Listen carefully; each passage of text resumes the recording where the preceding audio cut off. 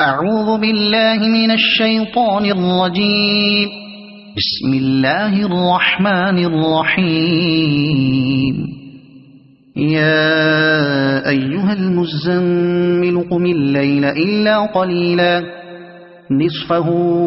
أو انقص منه قليلا أو زد عليه ورتل القرآن ترتيلا إنا سنلقي عليك قولا ثقيلا إن ناشئة الليل هي أشد وطئا وأقوم قيلا إن لك في النهار سبحا طويلا واذكر اسم ربك وتبتل إليه تبتيلا رب المشرق والمغرب لا إله إلا هو فاتخذه وكيلا واصبر على ما يقولون واهجرهم هجرا جميلا وذرني والمكذبين أولي النعمة ومهلهم قليلا إن لدينا أنكالا وجحيما وطعاما ذا غصة وعذابا أليما يوم ترجف الأرض والجبال وكانت الجبال كثيبا مهيلا إنا أرسلنا إليكم رسولا شاهدا عليكم كما أرسلنا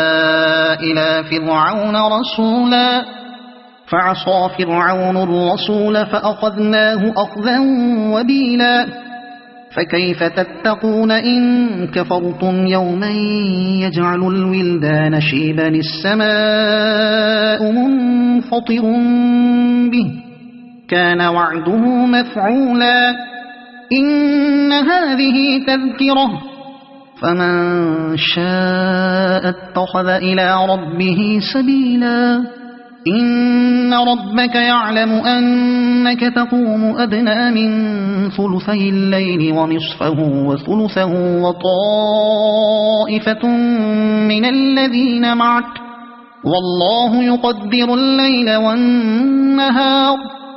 علم أن لن تحصوه فتاب عليكم فاقرؤوا ما تيسر من القرآن علم أن سيكون منكم مرضى وآخرون يضربون في الأرض يبتغون من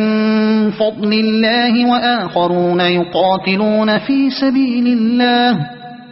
فاقرؤوا ما تيسر منه وأقيموا الصلاة وآتوا الزكاة وأقرضوا الله قرضا حسنا وما تقدموا لأنفسكم من خير تجدوه عند الله هو خيرا وأعظم أجرا واستغفروا الله إن الله غفور رحيم صدق الله العظيم.